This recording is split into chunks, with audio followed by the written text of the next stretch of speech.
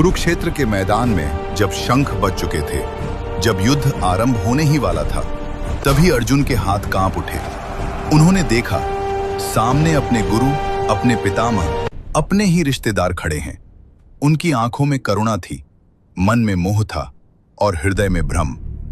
तभी श्री कृष्ण मुस्कुराए और आरंभ हुआ सांख्य योग, आत्मा का ज्ञान। श्री कृष्ण ने कहा, हे अर्जुन, तू जिस शरीर के लिए शोक कर रहा है वो नश्वर है, परंतु आत्मा न जन्म लेती है न मरती है।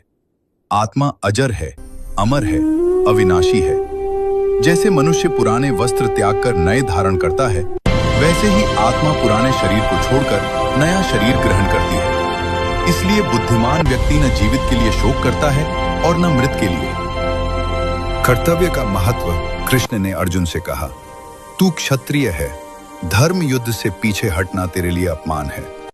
सफलता और असफलता की चिंता छोड़, केवल अपने कर्तव्य का पालन कर, क्योंकि कर्म करना तेरे हाथ में है, परंतु फल तेरे हाथ में नहीं। समत्व योग यही है सांख्य योग का सार।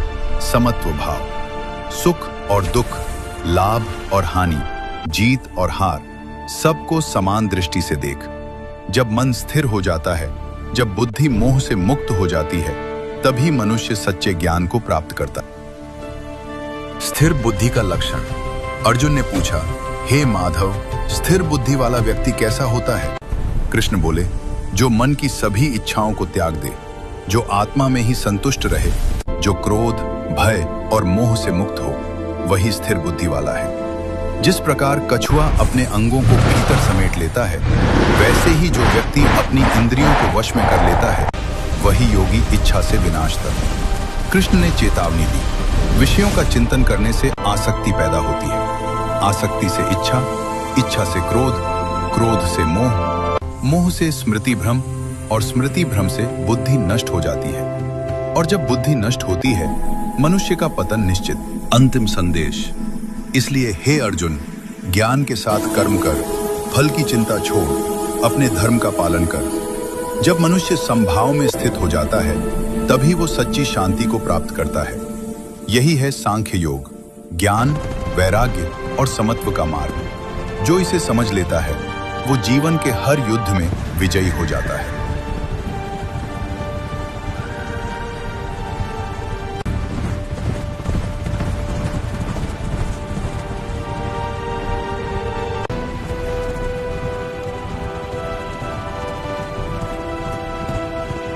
कुरुक्षेत्र के मैदान में जब शंख बज चुके थे, जब युद्ध आरंभ होने ही वाला था, तभी अर्जुन के हाथ कांप उठे।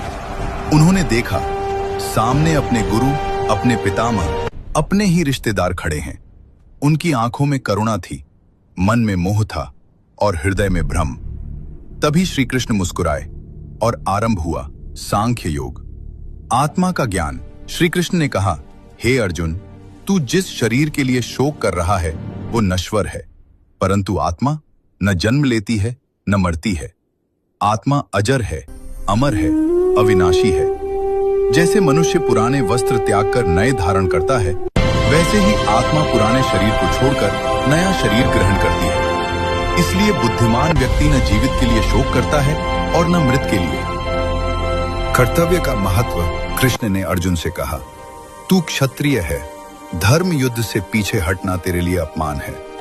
सफलता और असफलता की चिंता छोड़, केवल अपने कर्तव्य का पालन कर, क्योंकि कर्म करना तेरे हाथ में है, परंतु फल तेरे हाथ में नहीं। समत्व योग यही है सांख्य योग का सार। समत्व भाव, सुख और दुख, लाभ और हानि, जीत और हार, सबको समान दृष्टि से देख। जब मन स्थिर हो जाता है, जब बुद्धि मोह से मुक्त हो जाती है, तभी मनुष्य सच्चे ज्ञान को प्राप्त करता है। स्थिर बुद्धि का लक्षण। अर्जुन ने पूछा, हे माधव, स्थिर बुद्धि वाला व्यक्ति कैसा होता है? कृष्ण बोले, जो मन की सभी इच्छाओं को त्याग दे, जो आत्मा में ही संतुष्ट रहे, जो क्रोध, भय और मोह से मुक्त हो, वही स्थिर बुद्धि वाला है। जिस प्रकार कछुआ अपने अंगों को भीतर समेट लेता है, वैसे ही जो व्यक्ति अपनी इंद्रियों को वश में कर लेता है, वही योगी इच्छा से विनाश तक। कृष्ण ने चेतावनी दी, विषयों का चिंतन करने से आसक्ति पैदा होती है, आसक्ति से इच्छा, इच्छा से क्रोध, क्रोध से मोह, मोह से स्मृति भ्रम और स्मृति भ्रम से बुद्धि नष्ट हो जाती है। और जब बुद्धि नष्ट होती है, मनुष्य का पतन निश्चित। अंतिम संदेश। इसलिए हे अर्जुन, ज्ञान के साथ कर्म कर, फल की चिंता छोड़, अपने धर्म का पालन कर। जब मनुष्य समभाव में स्थित हो जाता है, तभी वो सच्ची शांति को प्राप्त करता है। यही है सांख्य योग, ज्ञान, वैराग्य और समत्व का मार्ग। जो इसे समझ लेता है, वो जीवन के हर युद्ध में विजयी हो जाता है।